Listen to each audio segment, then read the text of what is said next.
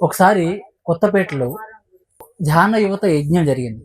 అప్పుడు ప్రతిసారి ఏం చేశారంటే, నాలాంటి వాళ్ళందరితో మాట్లాడించి ఆయన ఊరికి చప్పట్లు కొట్టిండని. ఎందుకంటే మనలాంటి వాళ్ళం ఆ ఊర్లో ఉండడము అంత గొప్ప విషయం అది. భారతదేశం ఎంత గొప్పది మరి. ఎందుకంటే ఓషో రజనీష్ పుట్టాడు కాబట్టి ఇక్కడ చప్పట్లు కొడదాం.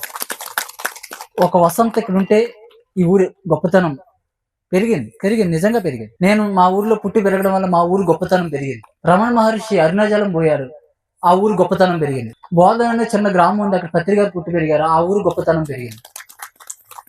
తిరుమలకి ఏం గొప్పతనం లేదు, అక్కడ వెంకటేశ్వర స్వామి ఉన్నాడు కాబట్టి తిరుమలకి గొప్పతనం వచ్చింది. వెంకటేశ్వర స్వామికి చప్పట్లు కొడదాం. కాబట్టి ఓషో రజనీష్ గారు మన దేశంలో పుట్టడం మన దేశం యొక్క మహాభాగ్యం. అది ఒక ఊరికి గాని ఒక దేశానికి గాని ఎక్కడ గొప్పతనం వస్తుంది అంటే అక్కడ తపోధనులు ఉంటే అక్కడ గొప్పతనం వస్తుంది. ఏ ధనులు అన్నాము? తపోధనులు అంటాం. రూపాయల ధనులు కాదు, బంగారం ధనులు కాదు, తపోధనులు అక్కడ ఉండాలి.